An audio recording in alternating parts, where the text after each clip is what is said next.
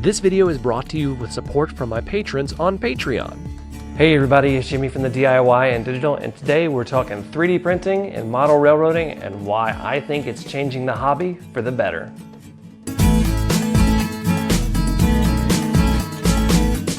Welcome back everybody. First of all, if you haven't already, go and hit that subscribe button so that you don't miss any updates like this video. Today we are talking about 3D printers in model railroading. You have seen me use 3D printers a lot on this channel. It is something that I've really grown to love as kind of a sub hobby of model railroading. But the one thing I really haven't done is talk to you guys about why I do 3D printing, or what you need to know about 3D printing. If you know absolutely nothing, give you some basics to get started in 3D printing, because I know that there's a lot of you that want to try this with model railroading but are a little intimidated. So we're going to break down the two main types of printers, the three things that you need to know as part of the process of 3D printing, and we're also going to talk about why I think it's completely changing model railroading and it's going to have a big impact on the future of the hobby. So let's go ahead and get started.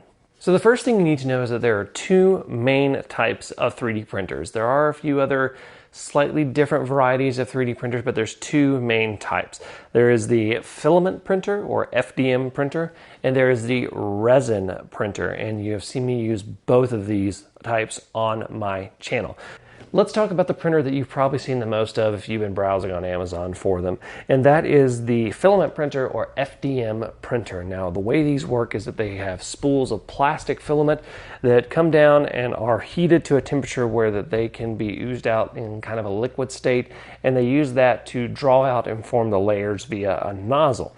Now, the filament comes in spools like this. This particular printer uses PLA, and it can only use PLA, and I'll tell you that reason later. And basically what it does is it has a 1.75 millimeter diameter filament that it uses, which is what this is. There are a few other different diameters. And this goes into what is called an extruder, which is basically a stepper motor driving a toothed wheel that pushes the filament through this tube into the hot end, and the hot end heats it up. The settings I use keep it at about 200 degrees Celsius, so it's something you don't want to touch while it is printing.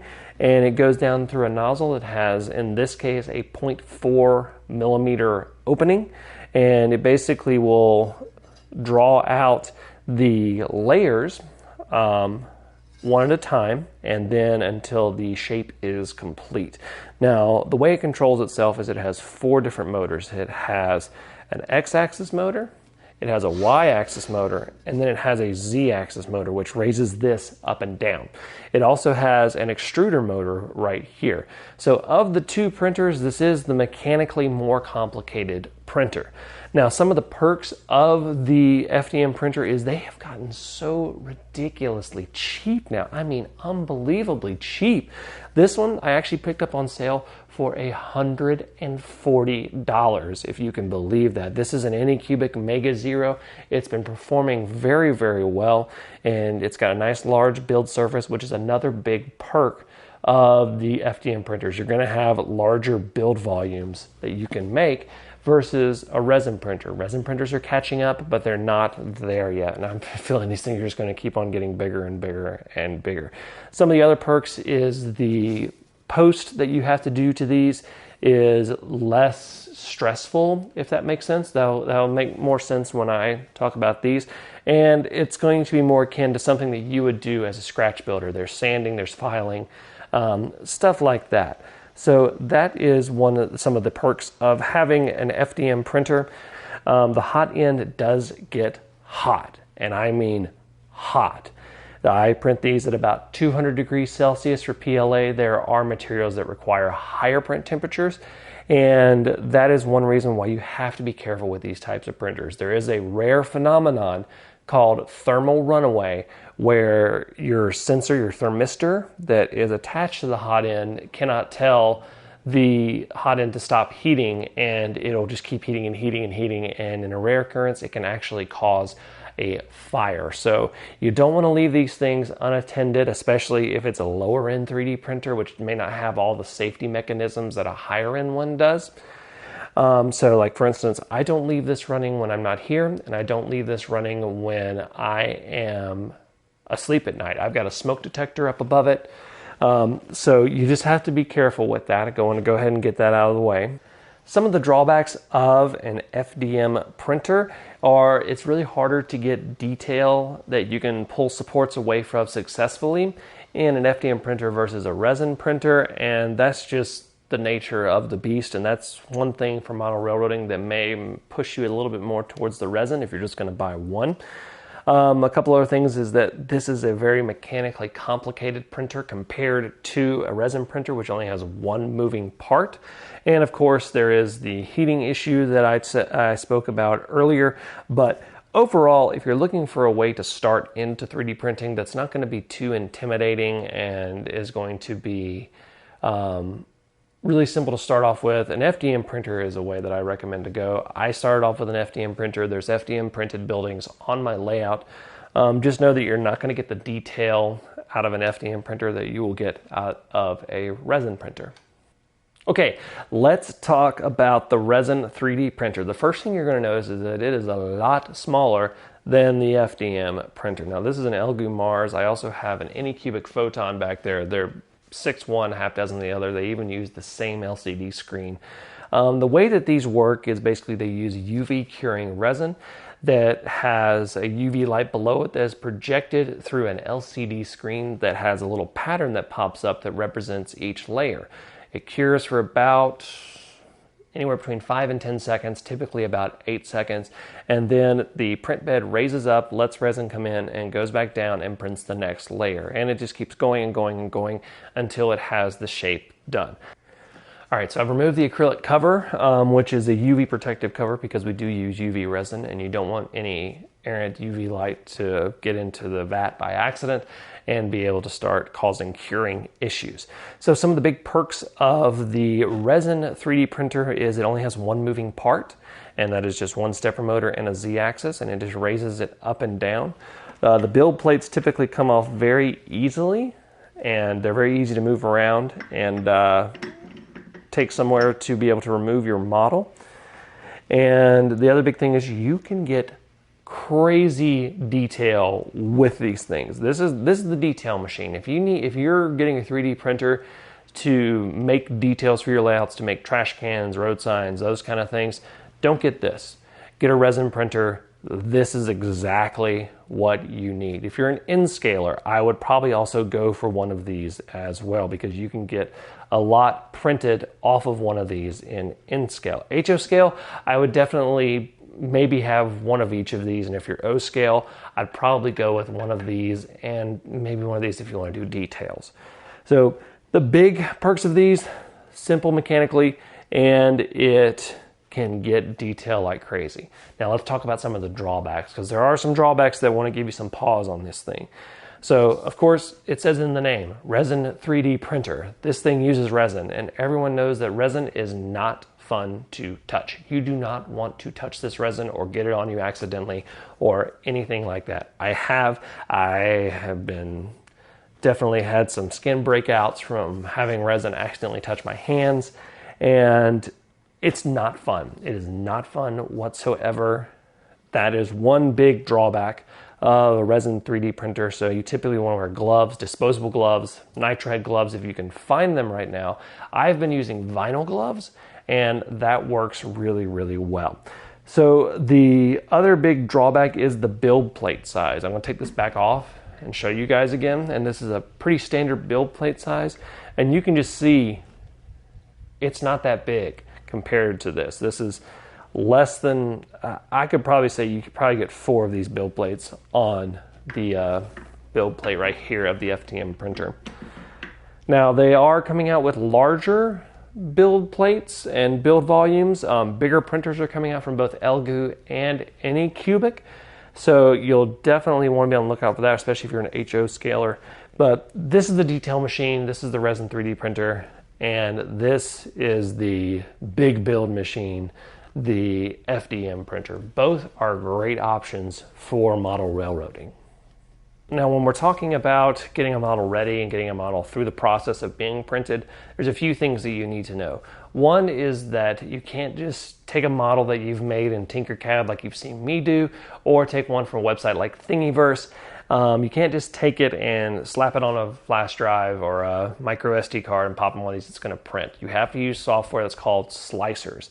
And what that is basically is just slicing it into the levels that we talk about, into the different layers. And it tells the printers what to print on each layer. A great slicer for a resin printer is called Chitubox. It is totally free. It is actually the slicer of choice for Elegoo. And a great slicer for FDM printers is Cura. It is also free. It's got a lot of preloaded printer presets, and you can probably find the one that you have, especially if you're getting a really popular one like an Ender 3. So those are the two things you need to know before. Now, afterwards, you're going to have to do some post-processing. This isn't like the old Star Trek replicators where it's like, pow, it's ready. You're going to have support material most likely on your prints. Here, you're really going to be slowly removing those supports using tools, and you're going to be doing some filing and sanding to really get them smooth and nice. With the Resin 3D printer, it gets a little bit more complicated because you have to remove excess resin. So what you have to do first of all is clean off the resin. This can be done with isopropyl alcohol, or if you can't find isopropyl alcohol right now, I've actually been using cleaners like Mean Green Clean or Arm & Hammer degreaser cleaners, and those have actually been working a lot better for me. Now you can manually slosh these around in a pickle strainer, or you can use a toothbrush. What I have been using most recently is an ultrasonic cleaner.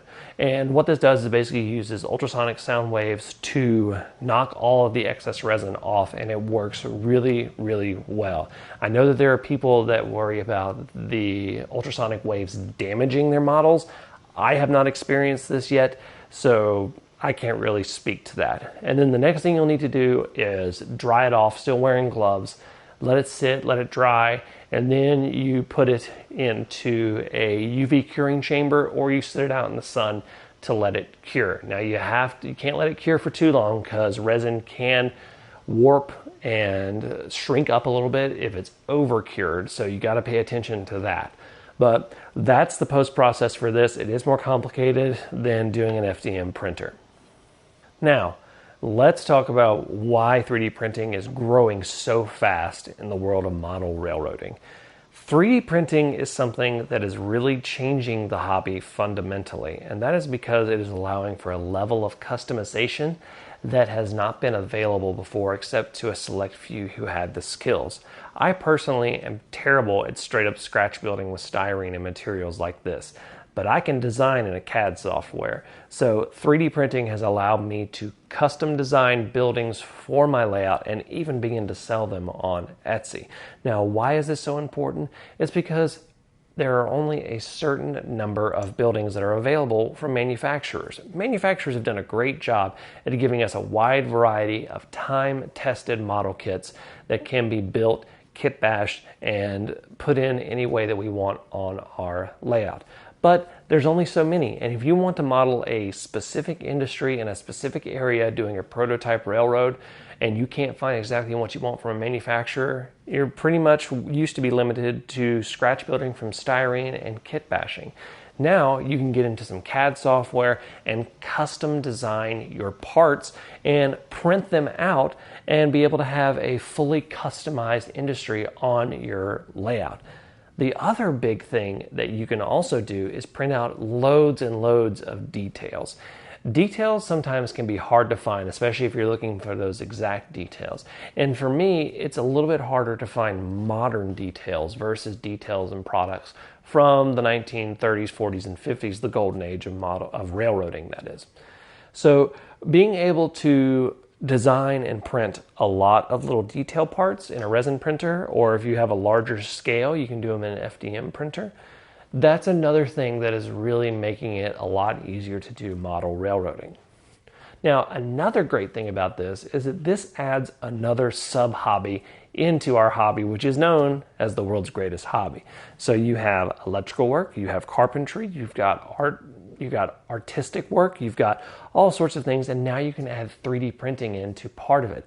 So our hobby is growing in ways that we may not think is traditional, but our hobby is getting bigger because it's starting to incorporate more things.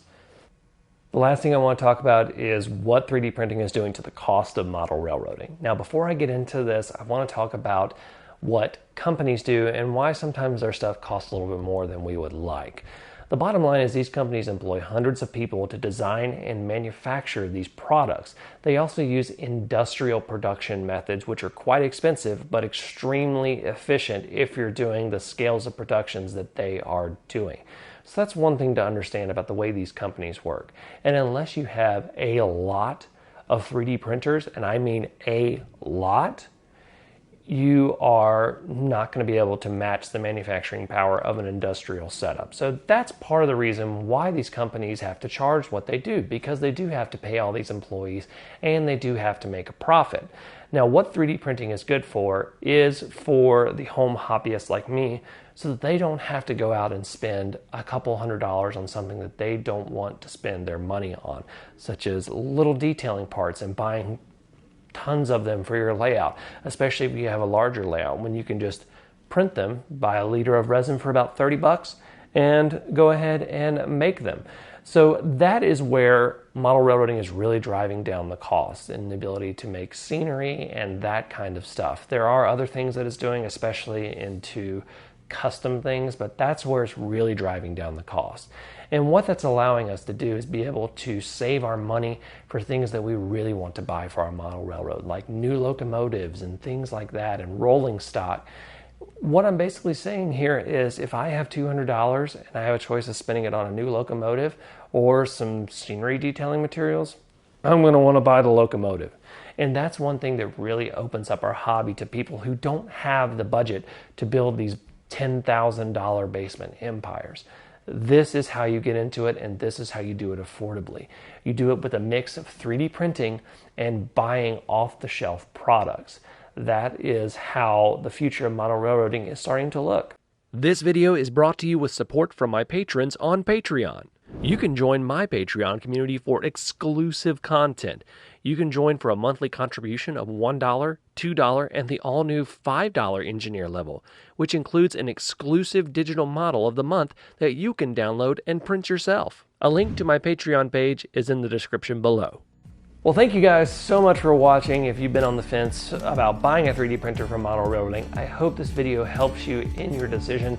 If you've already been 3D printing for your model railroading, tell me what you've been printing. Leave it in a comment below. And while you're at it, go ahead and hit that like button, hit that subscribe button, and hit that bell icon so that you don't miss any updates like this video.